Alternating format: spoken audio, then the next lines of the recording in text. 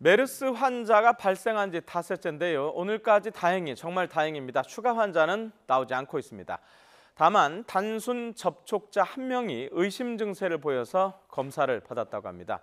메르스 환자가 치료 받고 있는 곳이죠. 서울대병원 연결하겠습니다. 이승윤 기자. 네, 서울대병원에 나와 있습니다. 자, 그러니까 접촉자 가운데 의심 환자가 한 명 발생했다 이거죠? 네, 그렇습니다. 질병관리본부는 이 단순 접촉자 한 명이 이 메르스 의심 증세를 보여서 격리 치료를 받으면서 현재 1차 검사 결과를 기다리고 있다고 밝혔습니다. 방금 전 질병관리본부 브리핑에서 이 의심 증세를 보인 한 명은 확진 판정을 받은 60대와 같은 비행기를 타고 온 승객 중에 한 명인 것으로 확인됐습니다.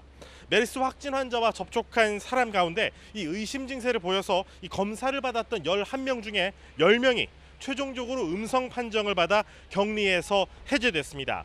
이 확진자와 아무런 연관이 없는 내국인 여성이 두바이를 다녀와서 메르스 의심 증세를 보였지만 1차 검사에서 음성 판정이 나왔습니다. 이 환자를 검사한 서울의료원 측은 1차 검사 결과 음성 판정이 나왔으며 2차 검사를 통해 최종적으로 음성 여부를 가리게 된다고 밝혔습니다. 이런 가운데 보건당국은 확진자와 접촉한 외국인 115명 중 연락이 되지 않는 30명의 소재 파악에 주력하고 있습니다. 방금 전 질병관리본부 브리핑에서 이 20명의 신원이 확보가 되어서 결국 지금 연락이 되지 않는 외국인 숫자는 10명으로 크게 줄어들었습니다. 특히 이 외국인 여행자들은 국내에서 사용하는 휴대전화가 없고 숙소만 적어둬서 이 동선 파악에 난항을 겪고 있습니다. 다시 한번 정리해서 말씀을 드리면은 지금 현재 연락이 닿고 있지 않는 이 외국인 숫자는 10명입니다. 이 내국인 단순 접촉자 중에서도 한 명이 연락을 받지 않고 있습니다.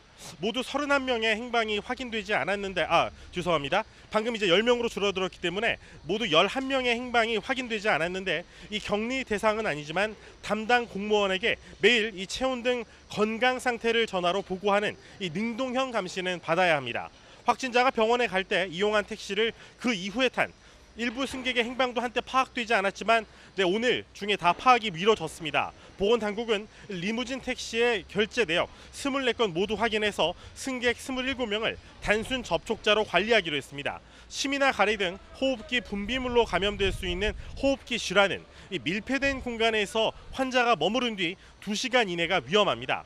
환자가 택시에서 내린 뒤 2시간 이내에 탑승한 승객은 2명으로 확인됐었는데 모두 이상 증상이 없는 상태입니다. 보건당국은 확진자가 쿠웨이트를 출발해 두바이로 갈 때 이용했던 항공기 탑승객 중 한국인은 6명으로 5명이 입국해 1명은 밀접 접촉자, 4명은 단순 접촉자로 관리되고 있다고 밝혔습니다. 이 환자 부근에 앉았던 외국인 20명은 국내에 입국하지 않은 것으로 확인됐습니다. 오늘 오전까지 집계된 밀접 접촉자는 모두 21명, 단순 접촉자는 모두 435명입니다. 지금 여기서 격리 치료를 받고 있는 이 메르스 확진 환자는 현재 위독하지 않고 지금 호흡과 혈압도 매우 안정적인 상태입니다. 앞으로 이 상태로 5일 정도 더 진행되면 아무래도 이 환자의 상태가 안정화될 수 있을 것으로 보건당국은 기대하고 있습니다. 지금까지 서울대병원에서 YTN 이승윤입니다.